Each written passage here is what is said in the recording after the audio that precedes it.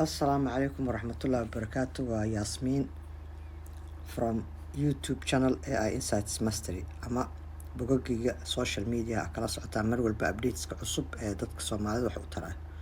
Maanta waxaa 11 bisha markay ahayd bishan May uu Google Workspace ku dhawaaqay inuu soo kordhiyo horumar cusub oo ku saabsan adeegsiga AI. Hello everyone, good morning. Welcome to Google I/O. We want to get our best models into your hands and our products ASAP. I'm particularly excited about the rapid model progress. And today, Gemini 2.5 Pro sweeps the LM Arena leaderboard in all categories. It's getting a lot of love across the top coding platforms thanks to all of you. Gemini 2.5 Pro is our most intelligent model ever. And now that it incorporates LearnLM, our family of models built with educational experts, 2.5 Pro is also the leading model for learning. I got 2.5 Pro to code me a simple web app. Someone comes to you with a brilliant idea. I'm going to add in a prompt that asks 2.5 Pro to update my code based on the image. And here's what Gemini generates. Whoa. I was able to create this just based on a sketch. But what if it talked? That's where Gemini's native audio comes in. That's a pangolin, and its scales are made of keratin, just like your fingernails. Today, we're making 2.5 Pro even better by introducing a new mode we're calling Deep Think. Deep Think uses our latest cutting-edge research in thinking and reasoning, including gaar ahaan Gemini si kor loogu qaado wax soo saarka iyo wada shaqaynta maalinlaha ah. Halkan waxaan ku dul mari doonaa iyadoo kooban isbedelada muhiimka ah. Maxay soo kordhisay Google Workspace oo lagu xiray AI-da Gemini. Gmail-kaaga ayaa si degdeg ah kaaga jawaabaysaa adigoon qoritaan iyo waxba gelin si ay maarayn fudud kugu samayso oo jawaabo macquul ah ay kugu dirto hadba cidda ay qusayso. Gemini AI wuxuu ku falanqayn doonaa ama ku kala dhigdhigi doonaa macnaha emailadaada iyo faylasha Google Drive-ka kugu jiro si uu kuu siiyo jawaab gaar ah oo la jaan qaadaysa codkaaga iyo qaabkaaga ama rabitaankaaga. Nadiifinta sanduuqa emailka kan ayaa ugu muhiimsan oo aniga my favorite part ah. Waxaad si fudud ugu sheegi kartaa Gemini adigoo la hadlayo inuu tirtiro ama uu archiveska ama kuu kaydiyo emailada aan muhiimka ahayn, sida tirtir dhammaan emailada aan la akhrin ee sanadkii hore, jadwalka ballamaha ama kalandarkaaga.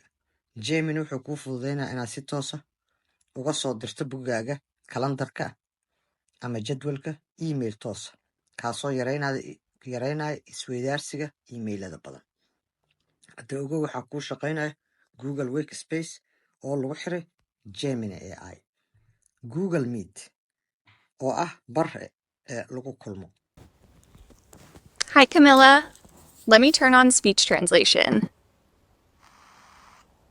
It's nice to finally talk to you. Es bueno hablarte finalmente. No puedo esperar a alquilar tu casa. Te vas a divertir mucho y creo que te va a encantar. You're going to have a lot of fun and I think you're going to love visiting the city. The house is in a very nice neighborhood and overlooks the mountains. That sounds wonderful.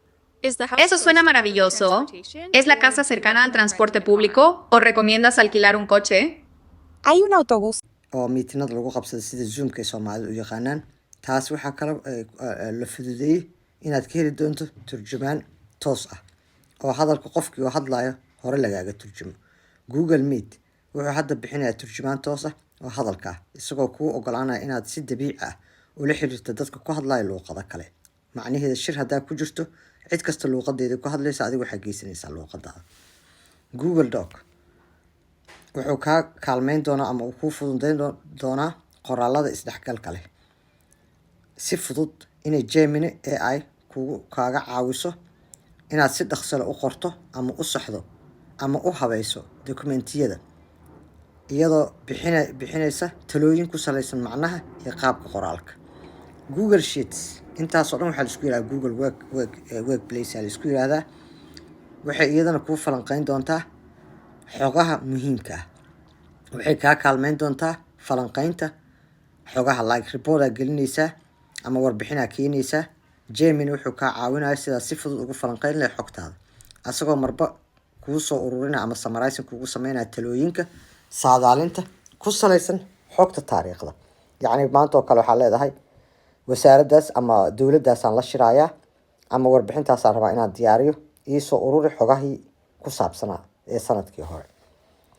waxaa kaloo halkan ku jira isbedelo cusub oo ku saabsan Google Workspace, waxayna ujeedadoodu tahay in la fududeeyo howlaha maalinlaha ah, la kordhiyo wax soo saarka productivity-ga, lana hagaajiyo wada shaqeynta cooperation ka dhexeeya kooxaha shaqada ama wasaaradaha ama wakaaladaha ama kambaniyada isku xiran.